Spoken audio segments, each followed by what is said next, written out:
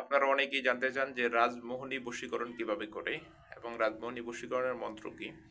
আজকে আপনাদেরকে যে মন্ত্রটি আমি দিব এটি হচ্ছে রাজমোহনী বশীকরণের একটি মন্ত্র এবং খুবই গুরুত্বপূর্ণ একটি বশীকরণ হচ্ছে রাজমোহনী বশীকরণ। সুতরাং আজকের ভিডিওটি আমি মনে করি আপনাদের জন্য খুবই গুরুত্বপূর্ণ।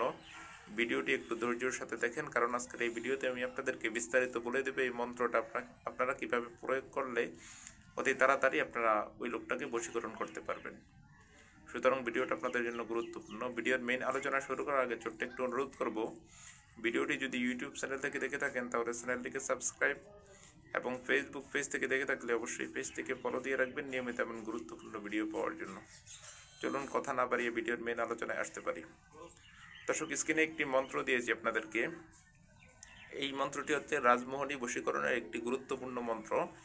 এই মন্ত্রটি দিয়ে আপনি চাইলে যে কোনো লোককে আপনি বশীকরণ করতে পারবেন এবং এই বশীকরণটা এতই শক্ত যে আপনি এই বশীকরণটাকে বলা হয় রাজমোহনী বশীকরণ।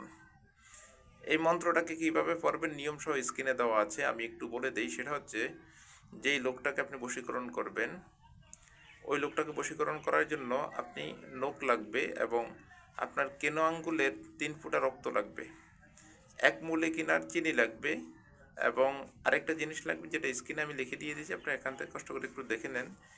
এই জিনিসগুলো কিনে ওটার উপরে এই মন্ত্রটা 21 বার 21টা ফু দিবেন এবং ওই জিনিসগুলো যে লোককে বশীকরণ করবেন তাকে খাওয়াই দিবেন। আশা করি ইনশাআল্লাহ 100% ওই লোকটা আপনার বশে চলে আসবে। 100% বশে চলে আসবে। এটাকে বলা হয় রাজমোহনী বশীকরণ। এর থেকে গুরুত্বপূর্ণ বশীকরণের কোনো তদবির আমার নজরে এখন পর্যন্ত পড়েনি। এটা দ্বারা আপনারা যদি কোনো মেয়েকে বা কোনো ছেলেকে বশীকরণ করেন অথবা অন্য কোনো লোককে বশ করতে চান, আপনার কোনো স্টাফকে বা আপনার কোনো কর্মচারীকে, 100% সে আপনার বশে চলে আসবে। এটাই হচ্ছে রাজমোহনী বশীকরণ। ধন্যবাদ, ভালো থাকুন, দেখা হবে পরবর্তী ভিডিওতে। আসসালামু আলাইকুম রহমতুল্লাহ।